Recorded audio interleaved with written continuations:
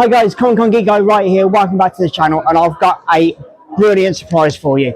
We're here at the Star Wars convention in Redditch, where it holds every year, and I have managed to get a very nice actor that's actually played in the Star Wars franchise, and he played the Green Leader of the Jedi side. So we interview this guy now. Let him introduce himself, and we'll get on with the questions. So guys, let me welcome to McVie. Thank you so much for the interview, mate. I do really do appreciate it. First question is I always ask is what got you into acting? Who inspired you? Or My mum taught me to read before I went to school. And on my first day at school, we were given a pile of books. And when I got home, I read all of the books. And the next day at school, we had to do a sentence each. And of course, dyslexia wasn't known then. And so some of the kids could not read, who could not speak. And so my patience ran out, I'm afraid. And by the time it came to my turn, well, I just showed off and did the sentence with full meaning and conviction. So, also, I developed a lisp. My mum sent me to an elocution teacher. right, yeah, So I learned to speak properly, and she taught me how to read and speak poetry. right, okay, And she wrote little plays. So I would enter poetry competitions, I did little plays. And when I was 12, I was asked to do The King and I, a musical with I've seen the original film of that, but yeah, it's brilliant. That is King and I. it's not a film, it's not their film. Right. This is Downfield Musical Society in Right, on Dundee. the stages, yeah. So, playing Prince Chaufa Chulalongkorn. And so I stayed with them all the way through until I was 18, went to university in Edinburgh. My dad's best friend was the sheriff of Dundee. All right. So I thought, well, I'll do Scots law, as if I knew any better. But I realized in my first term at university that I didn't want to wear a sports jacket and drink real ale and be a solicitor in Edinburgh. Right, yeah. And I had done lots of acting in my first term at university with the great Ian Charleston, with Ian McElhinney, Davy Rintoul. So when I came home after the first term at Christmas, I said to my dad, I know what I want to do, I want to be an actor. Right. And he said, well, that confirms it. You're a fucking poof. Nice. Brilliant. Charming, Yeah. which made me cry. Right. You do. So that's kind of basically what happened. Nice. Right. That's why I became an actor. Oh, brilliant. Yeah, you mentioned you got dyslexia. I've got dyslexia myself, so yeah, I'm dyslexic myself. Yeah. So it wasn't known back then at all, probably in the 70s or anything like that. Well, there were no homosexuals in Dundee, of course. No.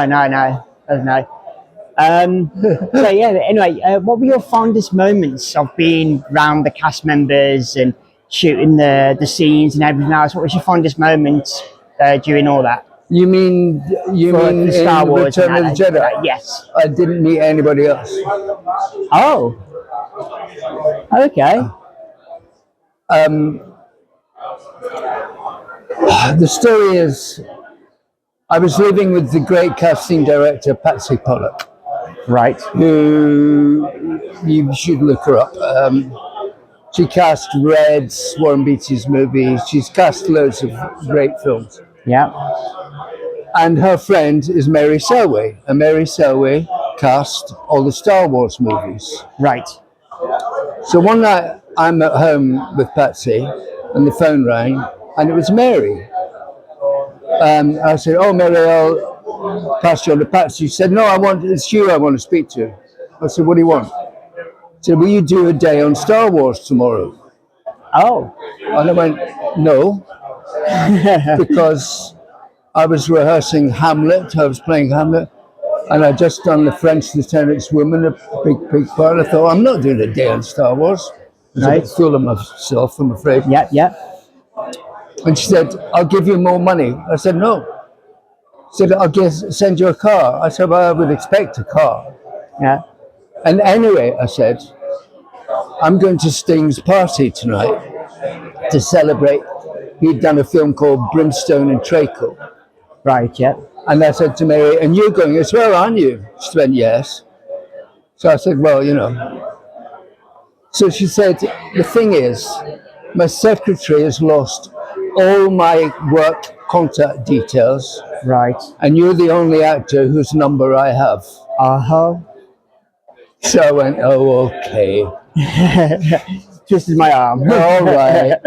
But indeed, I got home at 4 o'clock in the morning. A car picked me up at 6. Yep. I had to stop the car 3 times in order to, and we got to Elstree, I think it was, or Pinewood, I'm not too sure. They took me into makeup straight away. Makeup went, you look terrible. I went, I know, just put it on. 2 hours sleep. Yeah, but no, I didn't sleep. And then they put me into this suit. I thought, great, I'll be able to lie down in my room and it'll be hours. But no, but then I just didn't even lie down. There was a knock on the door. You're on, Mr. McRae. Okay, so I'm led into a big warehouse. And there's a huge platform with steps going up to it, steel steps. And at the top is Richard Marcon, the director. And he goes, it's so graceful of you, Hilton, to come and attend our, you know, all that bollocks. Yep, yep. Please sit in the cockpit, which I did. And the cockpit went, and I'm, Simulator. and I'm hungover, right? It's amazing. Lights, smoke, and through this tragic situation, the second AD through a megaphone goes, "You all right?" I went, "Yeah, I'm fine." And says, "Okay, repeat after me. I'm losing control. I'm losing control. I can't pull out the green leader to gold leader, like 150 lines in about an hour, just blah, blah, blah, blah, blah. You know, and I'm going, would you like this in Scots? Would you like it in American? Bollocks. Yeah. And that's the gig. No, I think I remember that scene. Of that line. That's why I noticed you. I thought, I'm sure I know him from somewhere. And then you saying that line, you know, I'm losing control, thing, you know, and everything else. Yeah, I'm sure I remember that scene of you saying that in the Star Wars franchise, in Star Wars film. So yeah, brilliant. Yeah. So, any other plays, any films that you've been in, or you wish you'd said yes to, or anything like that, or Nope. Don't No? think so, no. no? No. You're happy with the Star Wars and the stage plays that you've been in the past? Well, I would like to have been credited. I think I'd yeah, like to have been properly paid. yeah, I would like to be receiving the royalties. Yeah. But because it was a favour to Yeah. Mary Selwyn, none of these things have occurred. oh dear, So I made that £150 and that's been it. that was it.